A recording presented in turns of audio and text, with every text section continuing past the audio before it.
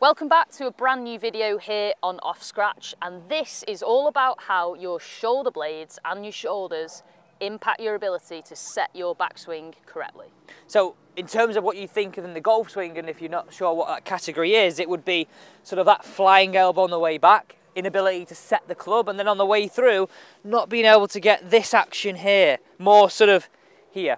Okay, now talk us through what are the common faults and what could be the biggest causes of that. So I think the easiest way to describe this is from a setup perspective. Okay. If you set up to the ball, Alex, for me, I think the two extremes we see the most, and we'll start with probably the more common one, are the rounded shoulders. So that's...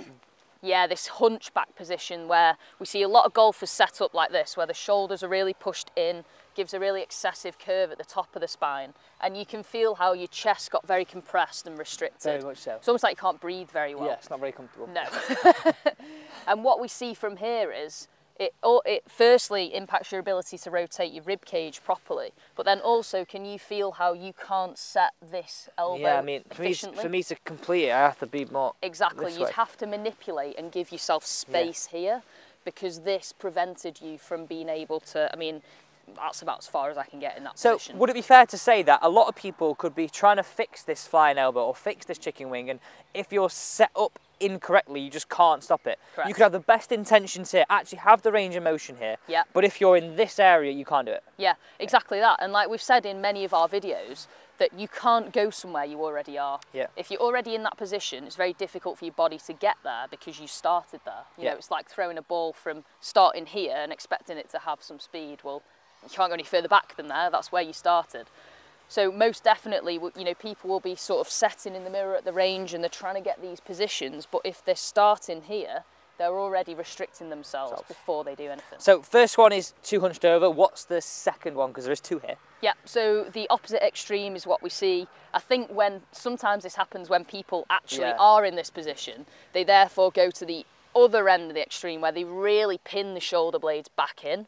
And you can see now Alex looks pretty good from here if you were to look at it from down the line, but what we get is a bit of an extra dip in the lower back because his rib cage pushed forwards, because he overset, and this feels tight. It's like you can hold a pound coin in there. Yeah. Almost nice in a certain way, but now what you've done is kind of restrict yourself exactly the same, because we've got this over tight perspective. The elbows are already in much closer to the ribs, and now I don't have this freedom of movement the same. And sometimes this can be hard to see, like when I've got layers on, when you might have layers on down the range, it's very, very hard to see. But if you've got just a t-shirt on, or actually if anybody's seen that video, Matt Fitzpatrick hitting with all the dots all over him, it's a lot easier to see these things. But we're going to give you like a little bit of a check now you can do to help you find that middle ground. And how would you suggest that now? So again, as we spoke about in our previous video about the pelvis, this is all about finding the middle ground. And you know, when you look at someone like Tommy Fleetwood, he's quite rounded naturally, and that's a lot of the natural shape of his body. So it's not a bad thing to be slightly rounded. You know, your shoulders should sit sort of naturally. If you just let your arms hang, that's your position, that's how you are. But I think a good place to start is to do the extremes, is to get the club and set up, find yourself really hunched, find yourself really pinned in, and then just find that middle ground. So you could do that just walking into a shot. Like you could walk in, get your set up, hunch, back, right, there's middle. Yeah. But she took me 5 seconds. Correct. Not even that. And I think if you're not sure where your natural position is, what a good thing to do is just no club, is to sort of set up and literally just let the arms hang till they stop. Yeah. And that's where your natural shoulder line is.